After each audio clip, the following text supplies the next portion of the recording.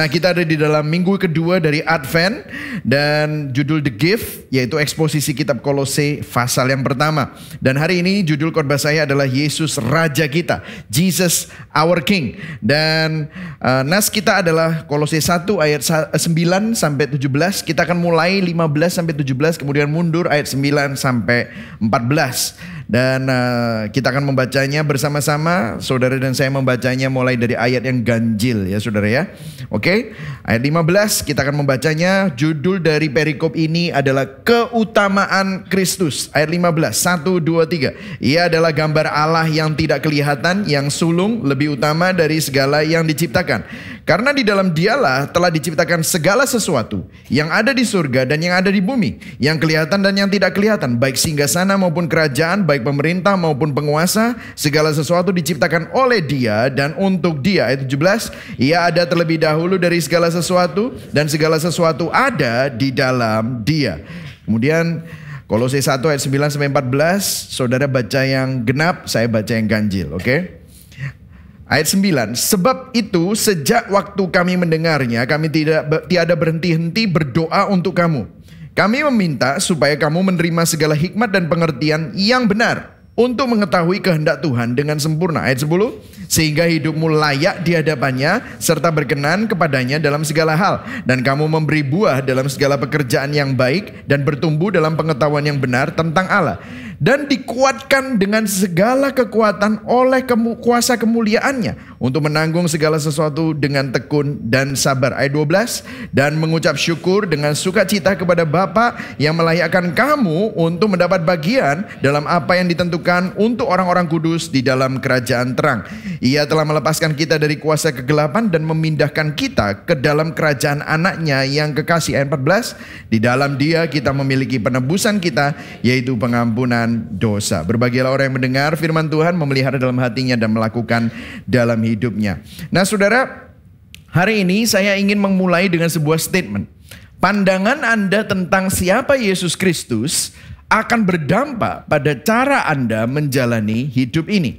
Nah, saya akan kembali ke papan ini, dan papan ini akan menjadi jangkar kita di dalam setiap khotbah kita selama Advent. Cerita menentukan identitas, cerita kita menentukan identitas kita, dan identitas kita menentukan perilaku kita.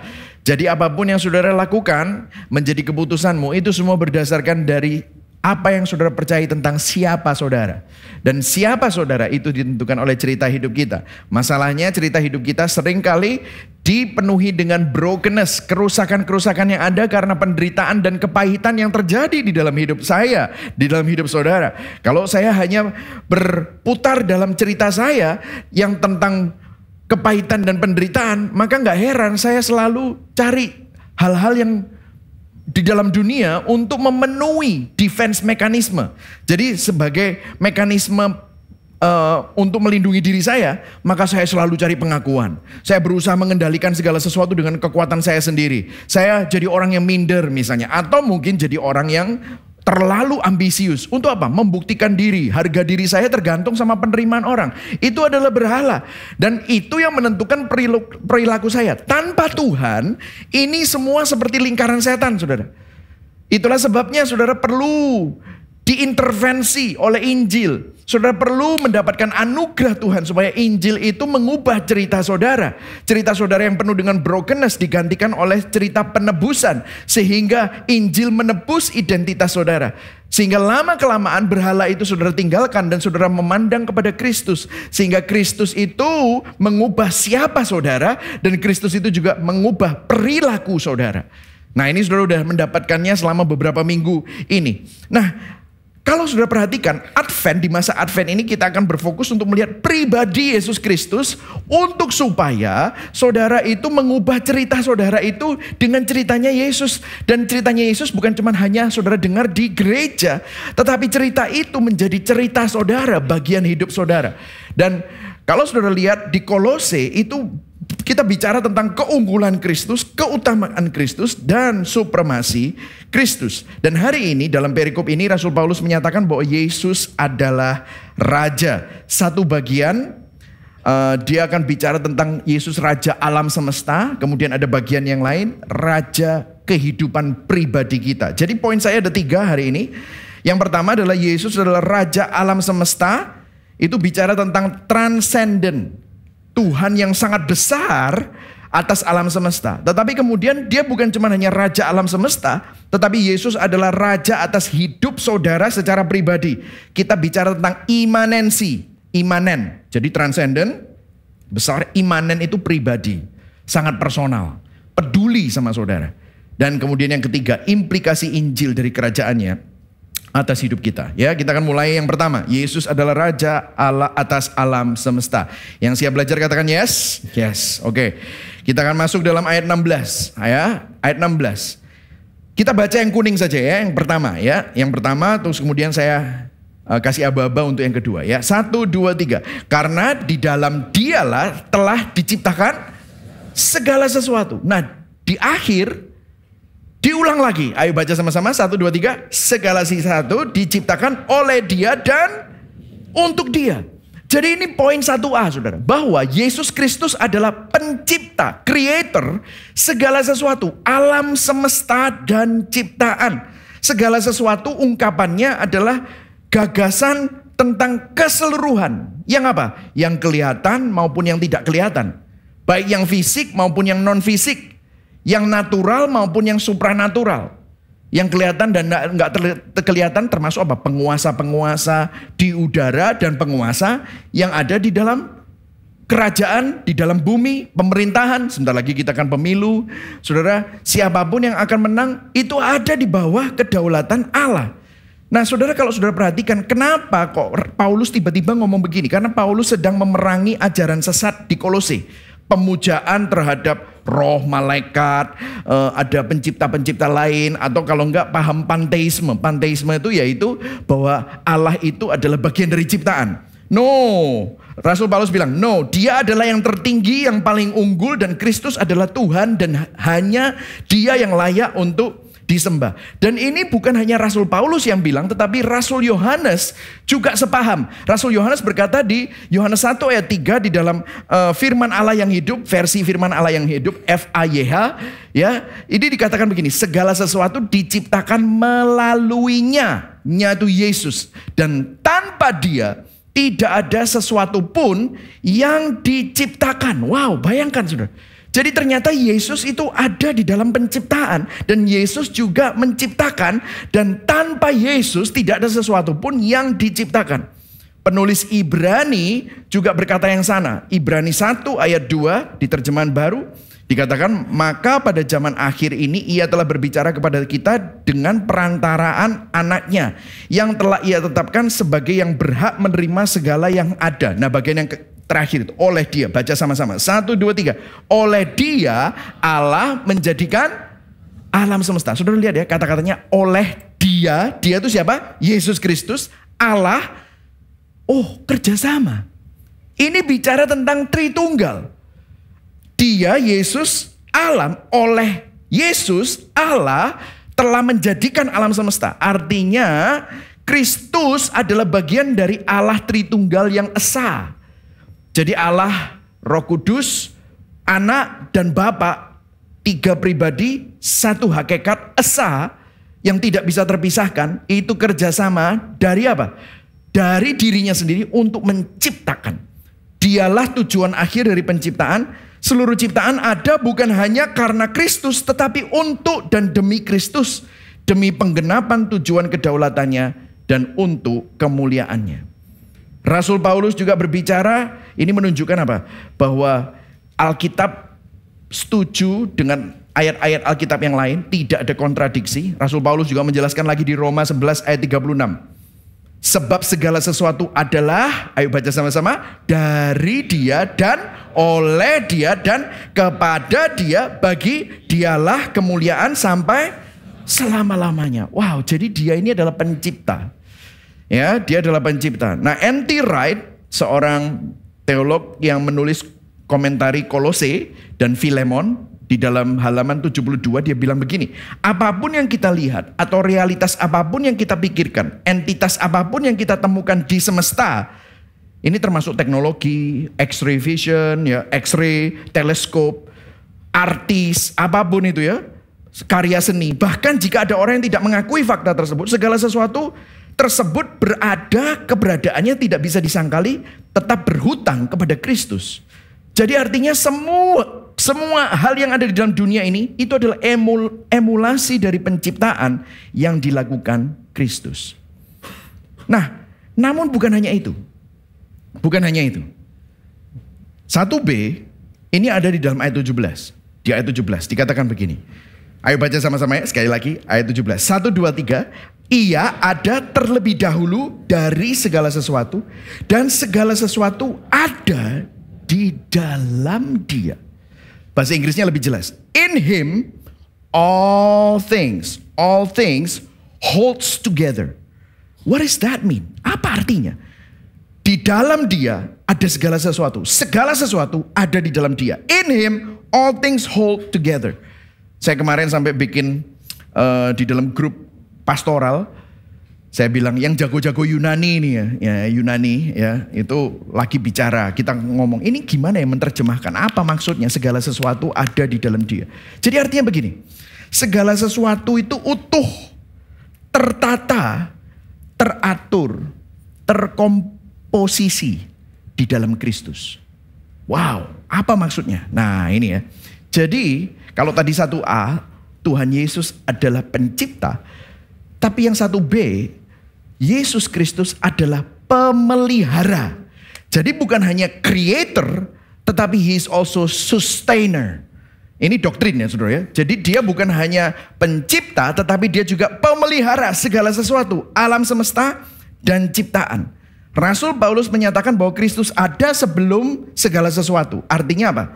Menunjukkan keunggulan, supremasi atas ciptaan. Tapi di bagian kedua, segala sesuatu ada di dalamnya. Bahasa aslinya terkomposisi, tertata dan teratur di dalam Kristus. Artinya Kristus itu menopang dan memelihara alam semesta. Nah, kenapa kok Rasul Paulus menulis ini? Karena Paulus sedang memikirkan ajaran sesat di Kolose. Dan kalau saudara tahu, Paulus juga memerangi konsep-konsep mitos dewa dan dewi Yunani. Kalau saudara tahu, di Kolose itu banyak orang Yunani. Apa yang terjadi? Saudara masih ingat? Kalau saudara buka peta itu judulnya namanya apa? Atlas. Atlas itu nama dewa. Dewa yang memegang dan menyanggah bumi. Wah. Jadi Rasul Paulus sedang ngomong bukan Atlas yang menyanggah bumi. Yang memelihara bumi itu bukan Atlas atau Zeus.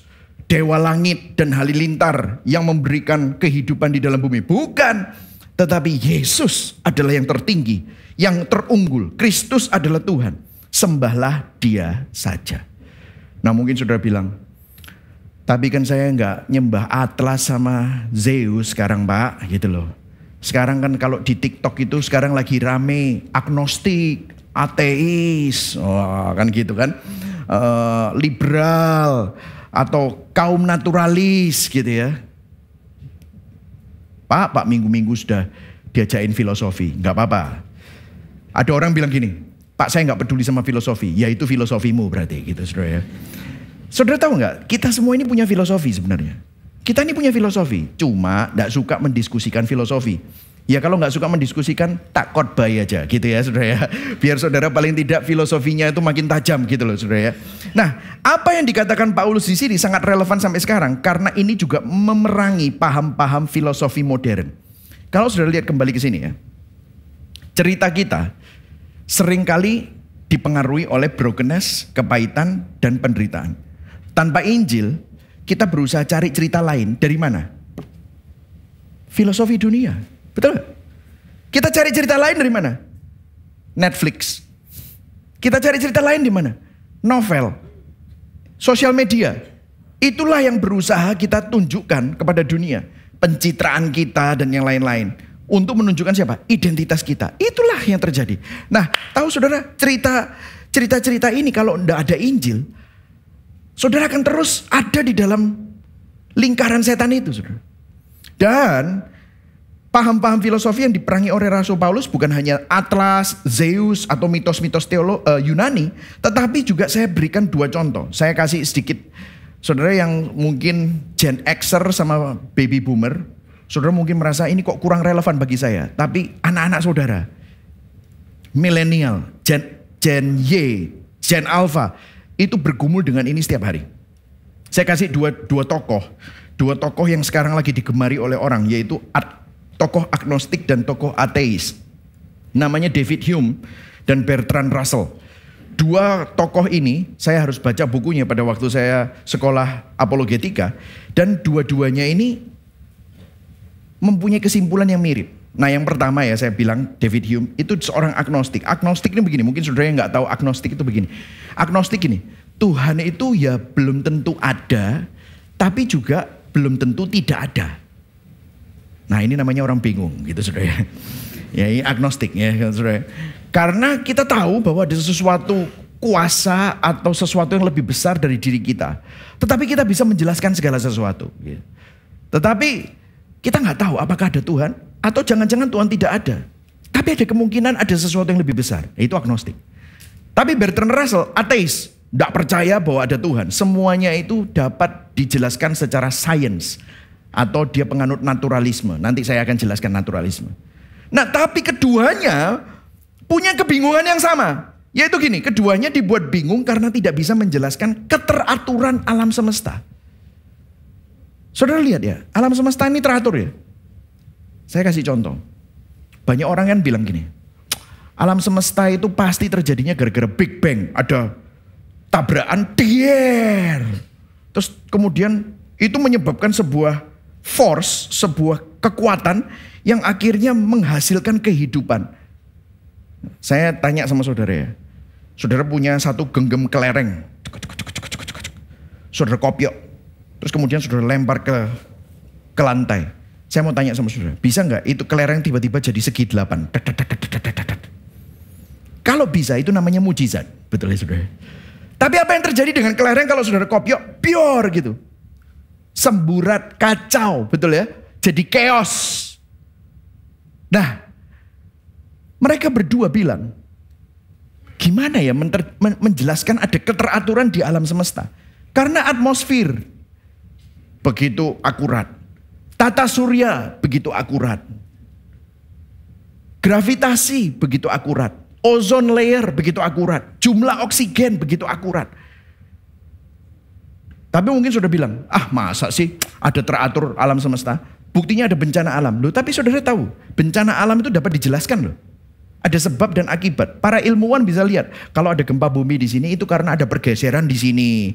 Terus kemudian gara-gara ada pergeseran di sini ini menyebabkan tsunami dan itu ada gempa bumi yang menyebabkan gempa bumi di sebelah sana. Loh, itu semua bisa dijelaskan gara-gara apa? Ada rumusnya. Sekali lagi keteraturan yang lain. Saya coba kasih contoh. Misalnya kalau saudara masak nasi. Masak air aja lah, masak air. Masak air itu temperaturnya berapa sampai mendidih? Saya mau tanya, temperatur air untuk mendidih berapa? 100. Bisa nggak? Hari Rabu 100, hari Kamis 150. Bisa? Nggak bisa. Mau sampai 20 tahun dari sekarang, kalau masak air mendidihnya 100, berarti konsisten. Ada yang teratur. Kalau misalnya saudara ambil peso, saudara belerkan peso itu ke tangan saudara, apa yang terjadi? Darah keluar, ada luka, betul ya?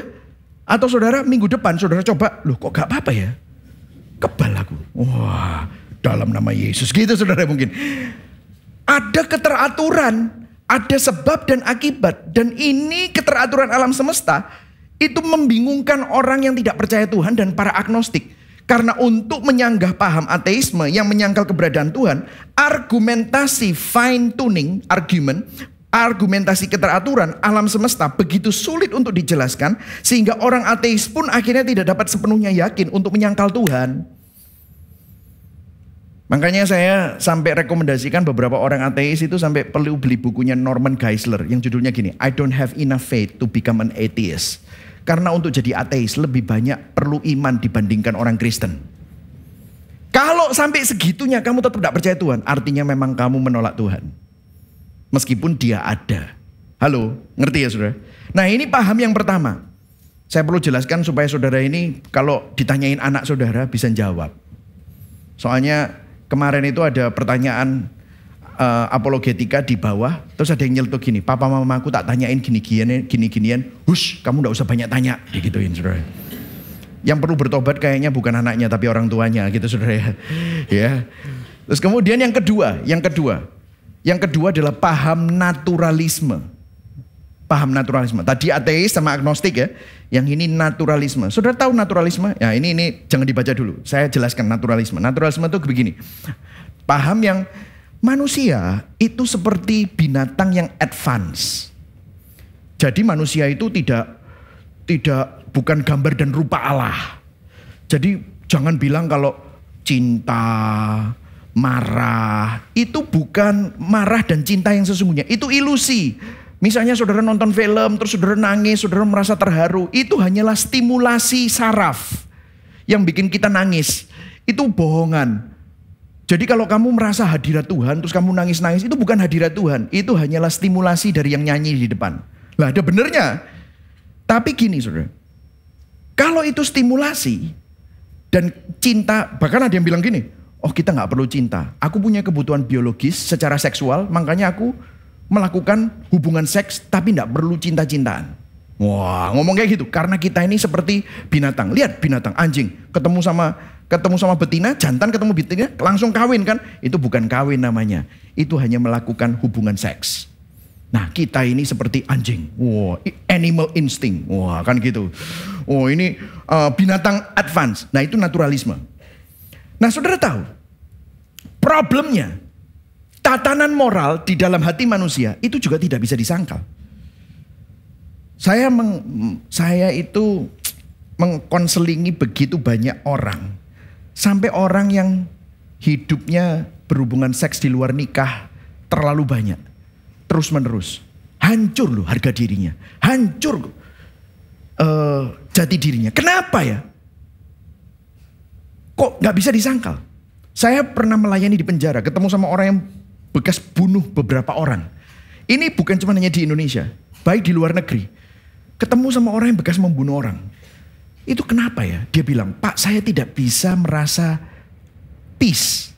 Tenang. Karena apa? Orang-orang yang saya bunuh itu wajahnya itu selalu menghantui saya. Nah saya selalu ngomong begini kan.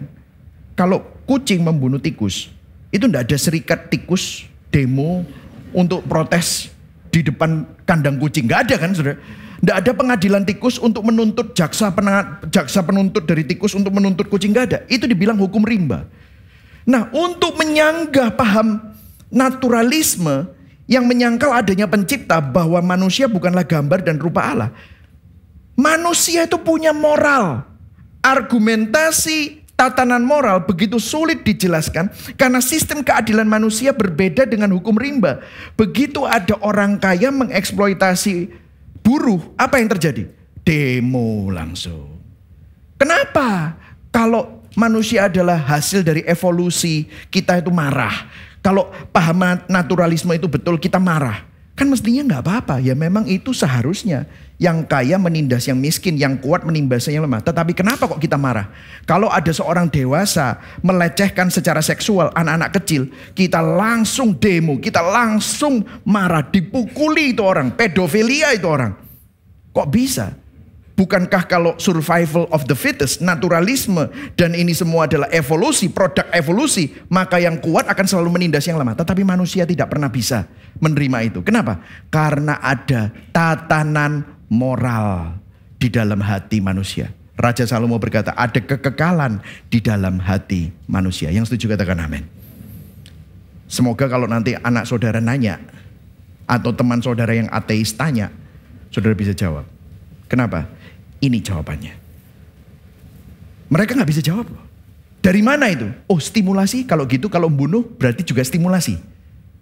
Oh itu semua hanya reaksi kimia yang ada di dalam tubuh kita. Oh jadi kalau kamu punya nafsu terhadap anak-anak kecil dan kamu ingin berhubungan seks sama anak-anak kecil, itu hanyalah stimulasi.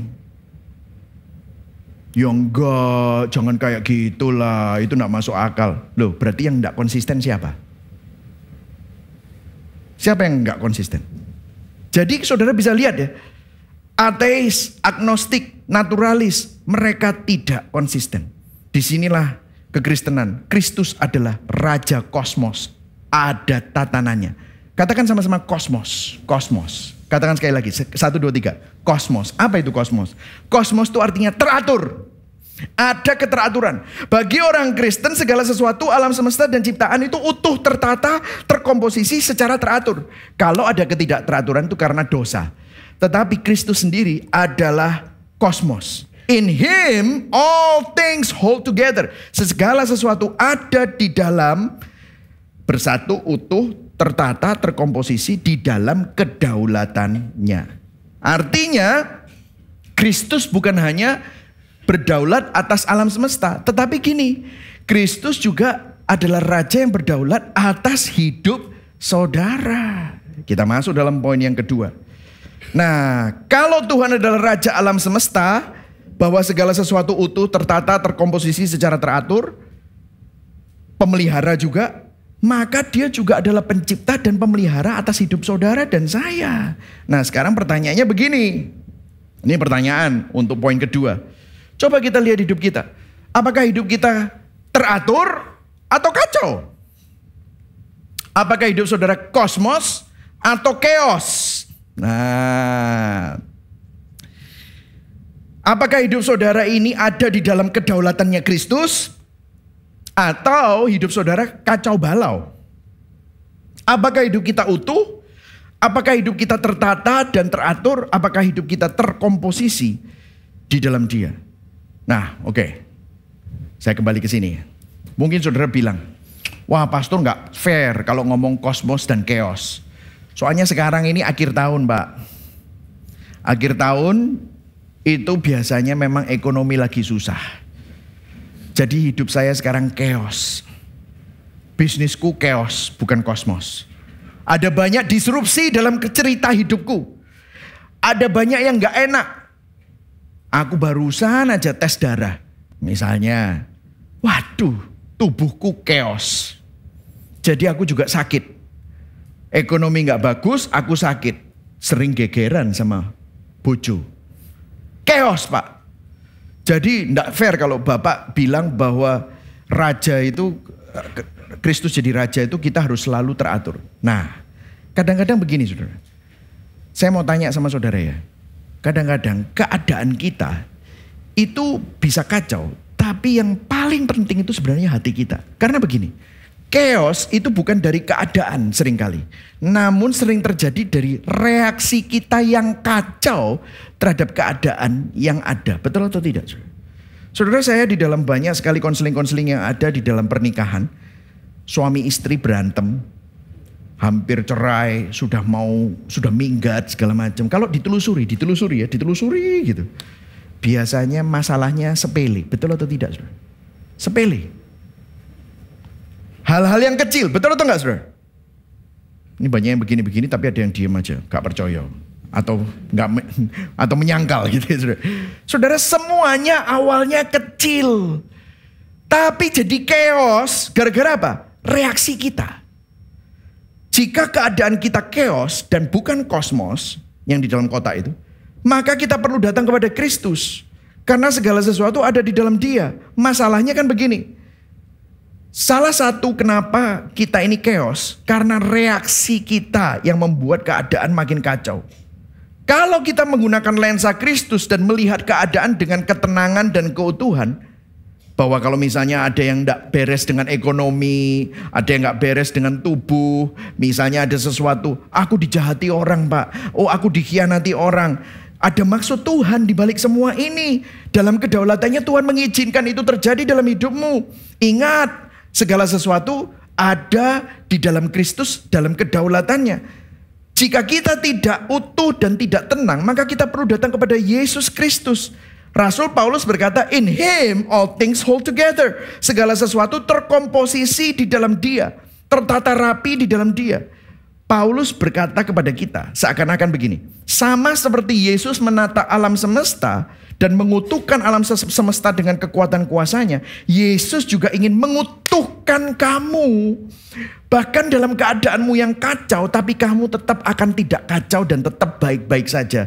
Kalau kamu mengizinkan aku jadi rajamu. Itu yang dimaksudkan. Amin, saudara. Jadi seringkali dalam kehidupan kita tidak mengizinkan Tuhan jadi raja. Dan memang ini adalah sebuah proses, saudara. Kalau saudara perhatikan di ayat 9b itu ya.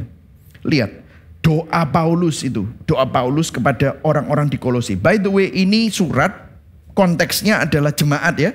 Bukan seperti surat Timotius. Timotius itu kepada satu orang suratnya. Filemon juga kepada satu orang. Tapi ini kepada Kolose. Kolose itu adalah kepada jemaat. Lihat.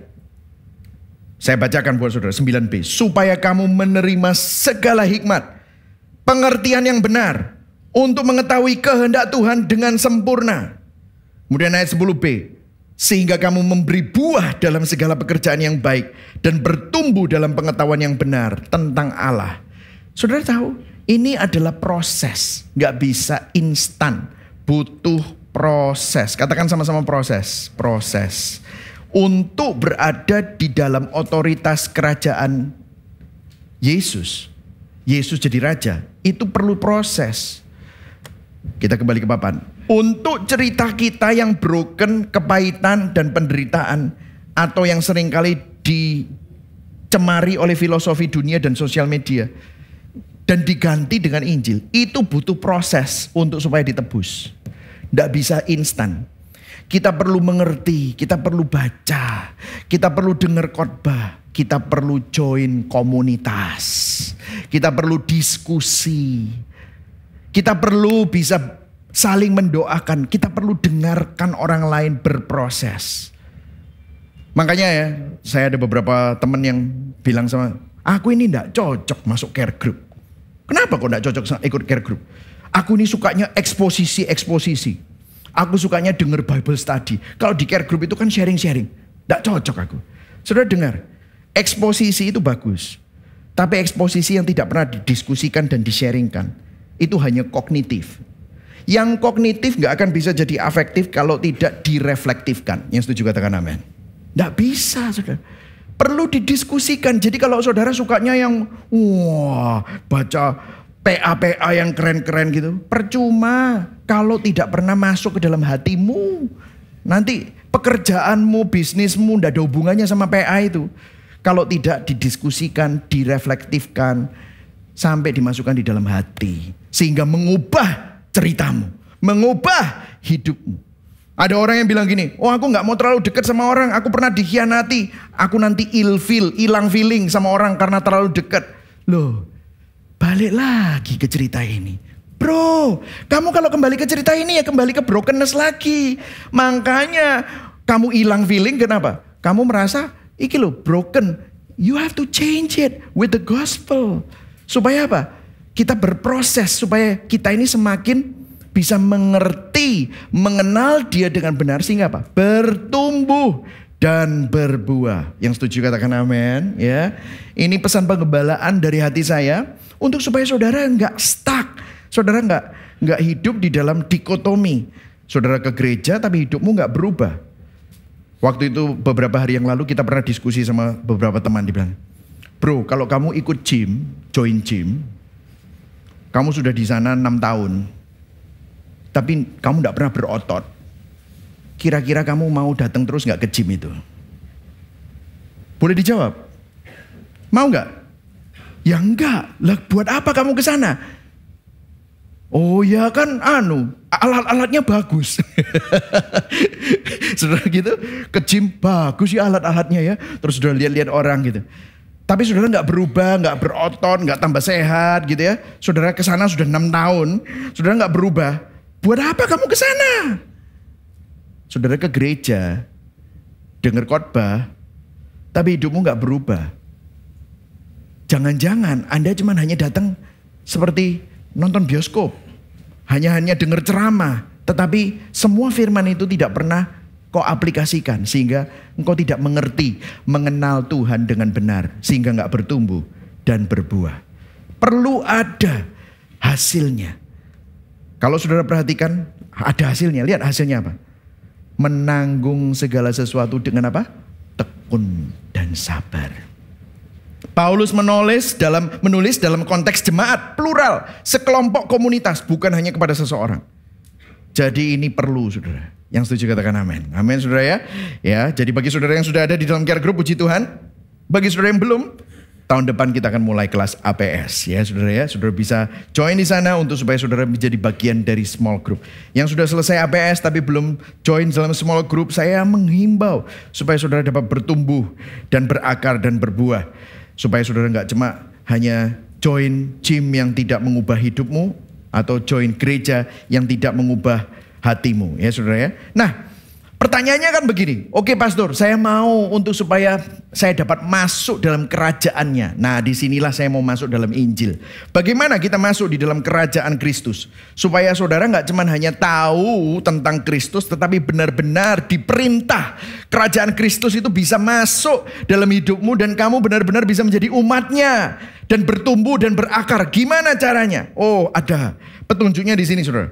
Kolose 1 ayat 12. Ayo baca sama-sama ya. 1, 2, 3. Dan mengucap syukur dengan sukacita kepada Bapa yang melayakkan kamu untuk mendapat bagian dalam apa yang ditentukan untuk orang-orang kudus di dalam kerajaan terang. Saudara, sebelum saya jawab ya, saudara tahu nggak? Untuk masuk jadi warga negara Indonesia itu banyak syaratnya, saudara. Saudara, saya punya teman yang ingin melepaskan WNA-nya untuk masuk WNI. Itu ternyata ribetnya setengah mati. Saudara pikir jadi orang Indonesia ini gampang. Butuh duit, butuh membuktikan banyak hal. Butuh pembuktian bahwa dia tidak akan menyusahkan negara. Bahwa dia tidak pernah melanggar hukum. Bahwa dia adalah orang-orang yang bisa berkelakuan baik. Bahwa dia bukan buronan. Waduh, banyak sekali. Dan itu juga ada biayanya. Harus ada syarat-syaratnya. Ambil kitas dulu, nanti jadi kitab. Oh, terus nanti ada visa yang jangka panjang. Setelah itu baru dibuktikan, baru bisa. Saudara, ribet. Saudara tahu nggak? Kalau saudara bilang sama Tuhan, Tuhan, aku mau masuk kerajaanmu. Kalau bahasa Surabaya, Tuhan Surabayaan. Tuhan mau, sopo sing ngapain dadi rajamu iku lho.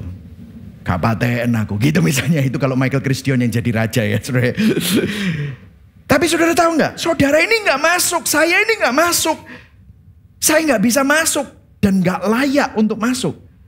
Saudara tahu apa yang Tuhan lakukan? Dia melayakkan kita. Dan saudara tahu apa yang dilakukan? Supaya saudara dan saya jadi anak-anaknya yang bisa diperintah untuk menjadi umatnya. Saudara tahu, C.S. Lewis mengatakannya di dalam buku Mere Christianity. Dia ngomong sama pembacanya, para pembaca, kamu tahu nggak apa yang Yesus lakukan supaya kamu bisa jadi umatnya, supaya kamu bisa layak jadi umatnya. Nih loh, the Son of God became a man to make man worthy to become sons of God. Anak Allah menjadi manusia untuk melayakkan manusia menjadi anak-anak Allah. Karena tidak ada satu orang manusia pun yang bisa mengikuti syarat-syarat dan standar untuk masuk ke dalam kerajaan Allah yang maha tinggi. Makanya Allah jadi manusia, memenuhi semua hukum Taurat, memenuhi semua standar itu secara sempurna. Tapi mati dihukum sebagai seorang pendosa di atas kayu salib. Anak Allah menjadi manusia dan dia yang tidak pernah mengenal dosa menjadi dosa. Supaya apa? Untuk melayakkan manusia yang penuh dengan dosa menjadi anak-anak Allah. Itu yang dibayar oleh Yesus. Jadi kalau kita bicara, kita menerima hadiah, the gift yang terbesar untuk bisa masuk ke dalam kerajaannya. Karena melalui Kristus kita dilayakkan. Berikan tepuk tangan buat Tuhan, ini adalah kabar baik yang terbesar. Amin, saudara.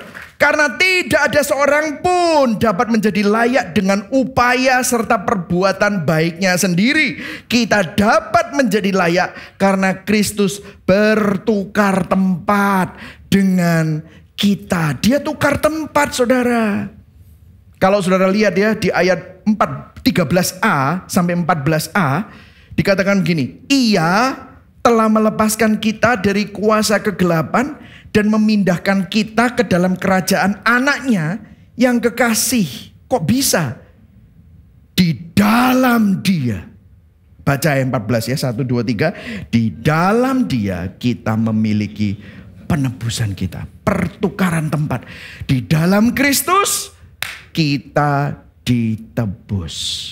Gimana caranya kita ditebus? Charles Spurgeon menjelaskan ayat ini. Dia berkata begini. Saya bacakan Inggrisnya. You stand before God as if you were Christ. Because Christ stood before God as if he were you. Anda berdiri di hadapan Allah seolah-olah Anda adalah Kristus. Karena Kristus berdiri di hadapan Allah seolah-olah dia Kristus itu jadi Anda. Jadi ada pertukaran. Kamu gak masuk syaratnya. Kamu gak layak. Tapi Kristus yang layak jadi tidak layak. Supaya kamu yang tidak layak jadi layak. Wow, ini yang dilakukan. Saat Anda percaya Kristus, saat Anda jadi orang Kristen, Anda telah dijadikan layak. Seakan-akan Anda telah memenuhi syarat meskipun Anda belum cukup syarat. Tapi Anda sudah memenuhi semua syarat. Di mana? Di dalam Kristus. Katakan sama-sama, di dalam Kristus. Katakan sama-sama, saya di dalam Kristus. Saudara, ini sesuatu kebenaran yang luar biasa. Nah, tapi masalahnya. Namun masalahnya apa? Kita selalu cari jalan kita sendiri untuk menjadi layak dengan upaya yang fana. Kita cenderung cari cara. Kita kembali ke sini ya. Cerita kita yang broken, kita mau perbaiki dengan apa? Berhala kita. Kita cari cara, kita mau jadi raja buat diri sendiri. Otonomi. Aku mau jadi raja buat diriku sendiri. Cari pencapaian, cari berhala, cari kesenangan. Untuk apa? Jadi layak. Supaya aku dipandang orang, supaya orang itu senang sama aku. Supaya aku dapat harga diri. Inilah yang menjadi masalah. Kita jadi raja bagi diri sendiri. Saudara, saya kasih ilustrasi ya. Saya pernah ketemu sama seorang penyelam yang handal. Terus dia menyelam sampai 100 meter di bawah permukaan laut. Itu orang yang hebat sudah. Kalau bisa 100 meter, biasanya cuman berapa? 30 meter, 40. Dia udah bisa sampai segitu. Nah, kalau saudara sudah sampai 100 meter, itu saudara akan ketemu sama koral-koral yang tidak pernah dilihat manusia. Dan ketemu sama makhluk-makhluk seperti kayak keong atau bukan keong ya saudara ya, seperti kepiting atau apa yang tidak pernah ditemukan di permukaan. Dan dia lihat itu, dia pakai senter. Saya tadi ambil ngomong sentolop gitu saudara ya. Bahasa apa ya? Senter, pakai senter gitu ya. Senter gitu. Kok bisa sentolop gitu dari mana ya saudara? Saudara pakai seret gitu, bagus banget gitu ya. Terus dia cerita, dia ambil koral itu sama creature itu seperti kayak kepiting gitu. Dia taruh di dalam kantong. Terus dia naik ke atas. Dia waktu naik ke atas, dia pingin pamer sama teman-teman. Yang gak berani sampai 100 meter. Dia ngomong, mau tak tunjuki kamu. Dia ke atas, dia buka.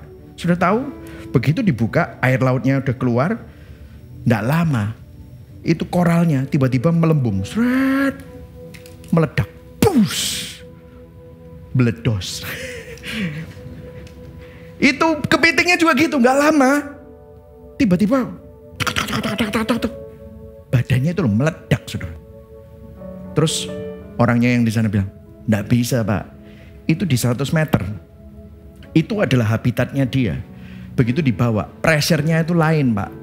Begitu kena matahari, begitu kena osmosisnya beda. Itu creature-nya rusak semua pak. Karena itu bukan habitatnya. Dengar, kosmos hanya bisa ditemukan di dalam Kristus. Di luar Kristus yang ada adalah chaos. Begitu kamu keluar dari Kristus, kamu gak mau Tuhan jadi rajamu. Kamu hidup dalam dosa. Apa yang terjadi? Hidupmu meledak pak. Hidupmu chaos. Reaksimu chaos. Hancur. Kacau. Kenapa? Karena kamu tidak diciptakan untuk itu. Kamu tidak diciptakan untuk itu. Kamu diciptakan untuk Kristus. In Him, all things hold together. Di dalam Dia, segala sesuatu itu aman, tertata, tersusun, terkomposisi. You got shalom, ada damai sejahtera. Dan saudara tahu bagaimana solusi dari semua chaos yang ada di dalam hidup saudara? Bagaimana cara Tuhan mengubah itu semua? Kalau saudara ingin tahu, di ayat 17, Ia ada terlebih dahulu dari segala sesuatu dan segala sesuatu ada di dalam Dia. Kristus itu semuanya terkomposisi, Dialah sang kosmos. Dengar, harga yang dibayar oleh Kristus begitu mahal. Karena apa? Di atas kayu salib, Kristus sang kosmos rela mengalami chaos yang terbesar untuk menggantikan kita demi menyelesaikan karya penebusannya bagi kita. Di atas kayu salib, Kristus sang esa yang satu dengan Bapa yang tidak pernah terpisah mengalami keterpisahan. Dia berteriak, Eloi, Eloi, lama sabachthani. Aku terpisah dari Bapa. Untuk apa? Supaya kita yang terpisah dari Tuhan dapat bersatu lagi dengan Bapa. Di atas kayu salib, Sang pencipta, sang pemelihara ciptaan rela mengalami kehancuran. Bahkan pada waktu dia disiksa, dia berkata, ampuni mereka karena mereka tidak tahu apa yang mereka lakukan. Untuk apa? Menggantikan saudara dan saya. Demi memberikan apa? Keutuhan bagi saudara dan saya. Saudara, inilah yang dilakukan Yesus. Harganya begitu mahal. Implikasinya apa buat kita? Implikasi Injil dari kerajaannya. Saudara dengar, di dalam Kristus Anda tidak perlu disuruh taat terlebih dahulu untuk jadi layak. Namun Anda dilayakkan terlebih dahulu untuk dimampukan taat. Saudara dilayakkan untuk saudara dari chaos masuk ke kosmos. Sehingga saudara bisa menerima kasih-Nya, menerima kebaikannya. Di dalam ini kenapa kok saya sampai tekankan care group ya? Beberapa waktu yang lalu saya pernah diskusi dalam care group. Ada orang yang bilang gini, Pastor Mike ini selalu ngomong kedaulatan Tuhan itu betul. Wah, tapi betulnya itu kayak sambil mangkel gitu ngomong sama saya. Karena argumentasinya kuat sekali. Jadi kalau saya ini mengalami kesusahan, ya sudah, saya percaya sama kedaulatan Tuhan. Mau gimana lagi? Ya wis lah. Tuhan berdaulat toh. Aku gak bisa dapat apa yang aku mau. Ya sudahlah, Tuhan berdaulat. Nah ini namanya reform aras-arasen gitu saudara. Jadi dia itu kayak mau nurut sama kedaulatan Tuhan, tapi gak yakin kalau kedaulatan Tuhan itu adalah sesuatu yang terbaik untuk dirinya gitu. Sambil ya sudah. Aku tahu sih jawabannya pasti kedaulatan Tuhan. Ya wis balik-balik, ya Tuhan berdaulat. Mau gimana? Ya kudu kurang happy. Itu saya bilang, kamu kenapa? Kok kayaknya kurang happy gitu. Kayaknya gak bisa plong gitu.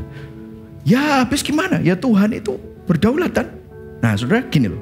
Ada perbedaan antara taat karena kewajiban atau taat karena kasih. Beda loh. Saudara, taat karena kewajiban, ya bisa begini. Ya sudah toh, jawabannya pasti Tuhan. Jawabannya pasti Tuhan berdaulat. Mau gimana lagi? Nah ini taat karena apa? Kewajiban. Tapi kalau taat karena kasih, ini gini loh. Jika kita tahu bahwa kamu itu gak layak, tapi kita dilayakkan loh untuk masuk kepada kerajaannya. Kamu tahu gak? Kamu itu terpisah dari Tuhan, tetapi Yesus rela terpisah dari Bapa supaya kita dapat bersatu dengan Bapa. Jika kita tahu bahwa Yesus gak perlu loh hancur, tapi Yesus rela ngalami kehancuran. Supaya apa? Kita menerima keutuhan. Karena kita sadar bahwa Kristus adalah bukti kasih Allah yang terbesar, maka hati kita, kasih kita akan tertuju kepadanya. Karena kita sadar bahwa karya Kristus di kayu salib adalah bukti dari mujizat Allah yang terbesar, maka ketaatan itu akan muncul bukan karena suatu kewajiban, namun karena didorong oleh kasih. Saudara tahu kalau mujizat, kita tuh kan manusia tuh seringnya cari shortcut. Maunya dapat cepet gitu. Saudara kalau mau cari mujizat, Yesus tuh paling gampang bikin mujizat.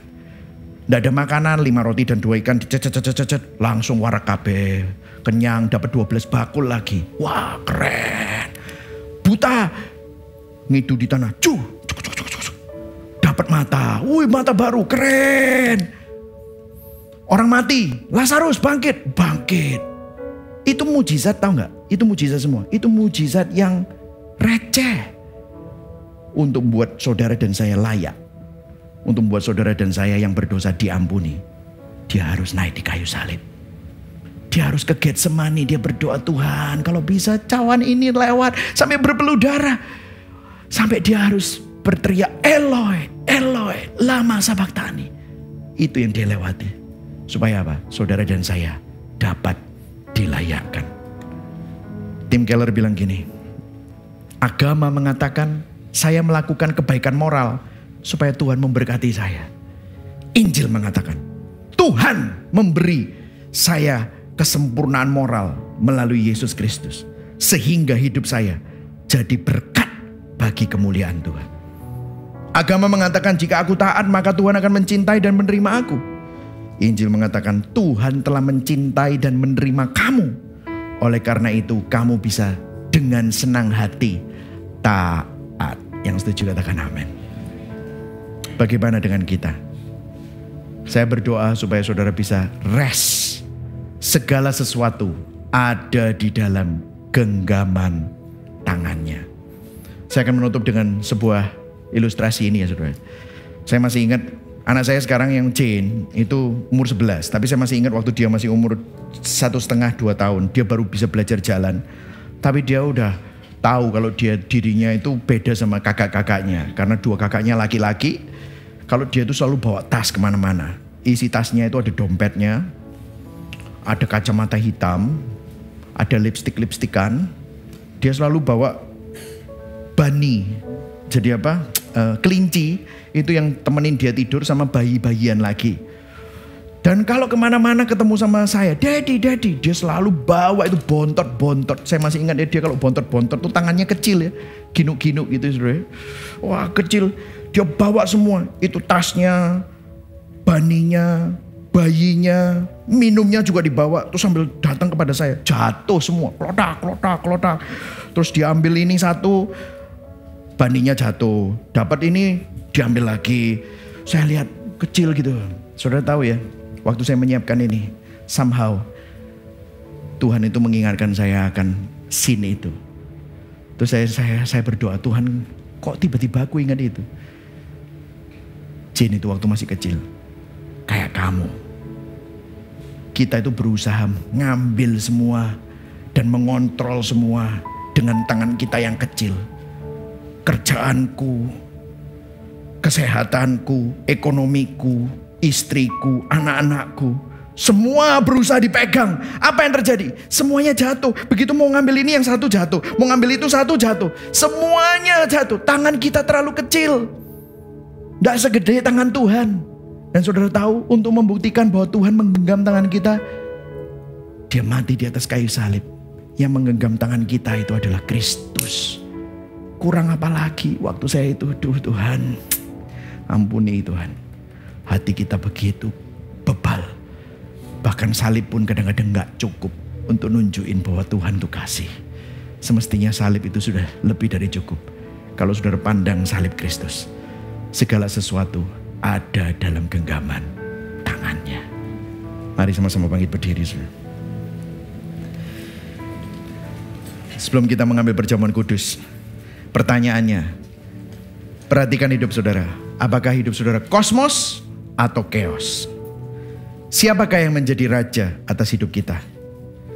Apakah kita sendiri ataukah Kristus? Apakah kita seringkali mencari jalan-jalan kita sendiri untuk menjadi layak dengan upaya yang fana? Apa yang mendorong hati dan kasih kita? Apakah hati dan kasih kita tertuju kepada Tuhan? Apakah kita mengenal dan memandang kepada Tuhan atau kepada yang lain? Tuhan.